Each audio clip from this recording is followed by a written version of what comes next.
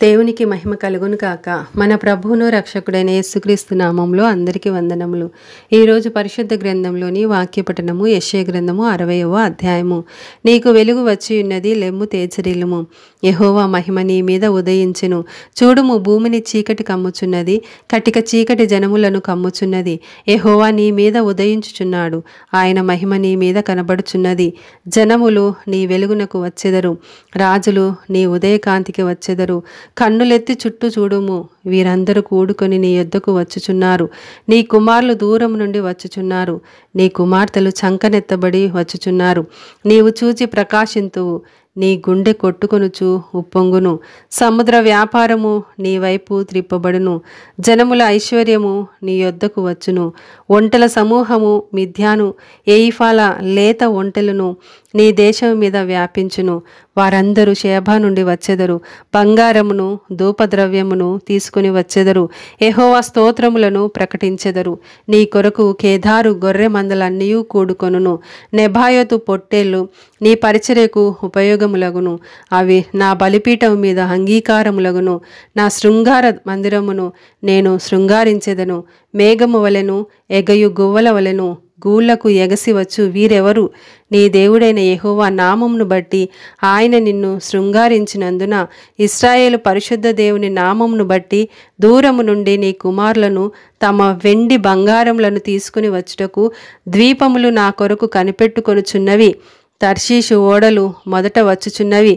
అన్యులు నీ ప్రాకారములను కట్టుదురు, వారి రాజులు నీకు ఉపచారము చేయుదురు. ఏలయనగా నేను కోపపడి నిన్ను కొట్టితిని గాని కటాక్షించి నీ మీద జాలిపడుచున్నాను. నీ యొద్దకు జనముల భాగ్యము తేబడునట్లు, వారి రాజులు జయోత్సాహముతో రప్పింపబడునట్లును నీ ద్వారములు రాత్రింబగళ్ళు వేయబడక నిత్యము తెరవబడి ఉండును. నిన్ను సేవింపనొల్లని జనమైనను రాజ్యమైనను నిలువదు. అట్టి జనములు నిర్మూలము చేయబడును. నా పరిశుద్ధాలయపు అలంకారము నిమిత్తమై లెబానోను శ్రేష్టమైన దేవదారు వృక్షములను, సరళ వృక్షములను, గొంజి చెట్లను నీ యొద్దకు తేబడును. నేను నా పాదస్థలమును మహిమపరిచెదను. నిన్ను బాధించిన వారి సంతానపు వారు నీ ఎదుటికి వచ్చి సాగిలపడెదరు. నిన్ను తృణీకరించిన వారందరూ వచ్చి నీ పాదముల మీద పడెదరు. యెహోవా పట్టణమనియు ఇశ్రాయేలు పరిశుద్ధ దేవుని సియోను అనియు నీకు పేరు పెట్టెదరు.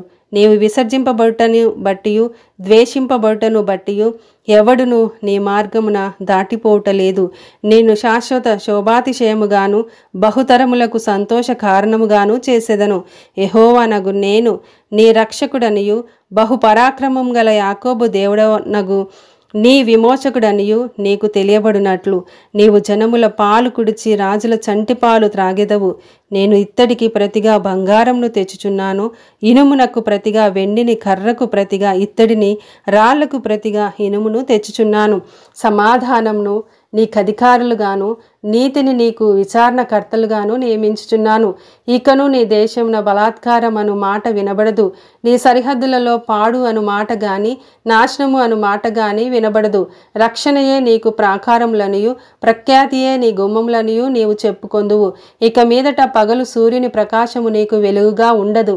నీకు వెలుగిచ్చుటకై చంద్రుడు ఇకను ప్రకాశింపడు. యెహోవాయే నీకు నిత్యమైన వెలుగును. నీ దేవుడు నీకు భూషణముగా ఉండును.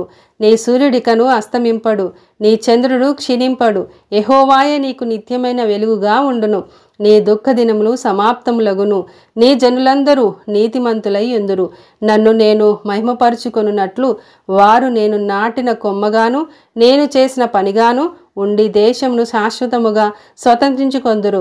వారిలో ఒంటరి అయిన వాడు 1000 మంది అగును, ఎన్నిక లేనివాడు బలమైన జనమగును. యెహోవానగు నేను తగిన కాలంలో ఈ కార్యమును త్వరపెట్టుదును. ఆమేన్.